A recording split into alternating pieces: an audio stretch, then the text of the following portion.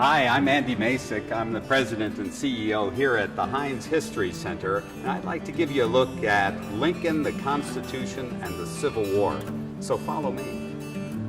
Actually, right here is a good place to start. This is a Napoleon 12-pounder cannon, and when Abraham Lincoln was elected and went to Washington for his inauguration, there were so many death threats that the General of the Army, Winfield Scott, had to publish a notice saying that anybody caught with a weapon and threatening the life of the president would be spread-eagled over a Napoleon 12-pounder and blown inside out.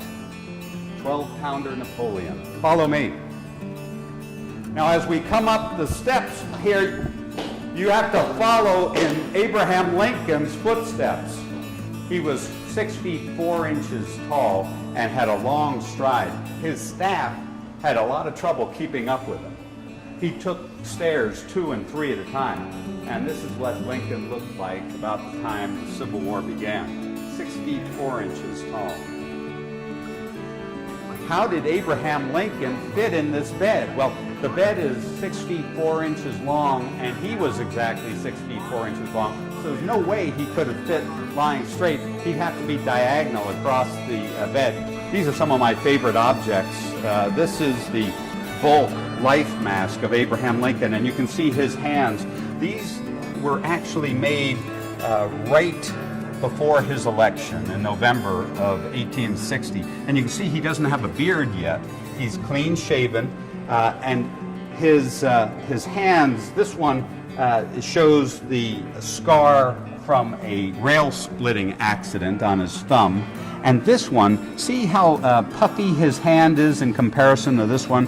He had shaken so many hands that his hand was swollen and kind of distorted. So the artist said, "Can you hold on to something?"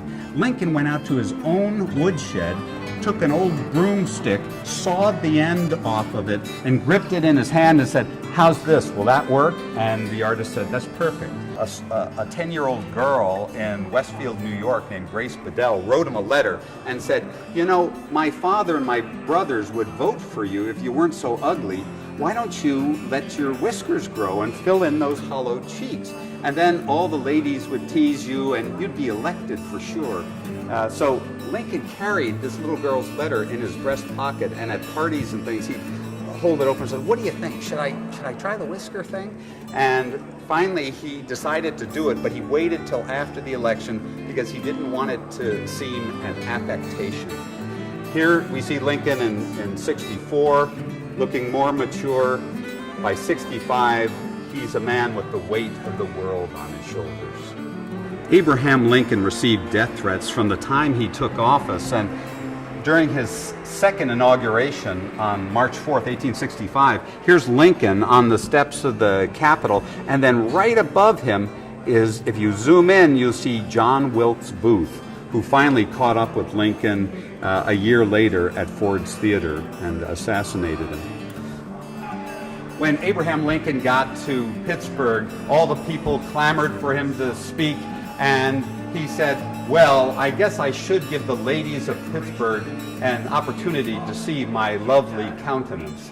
He knew that he wasn't the prettiest guy in the world. In fact, he said, when God was handing out faces, I'm not sure why he gave me this one, but when people say that I'm two-faced, what are they, crazy? If I had another face, do you think I'd wear this one?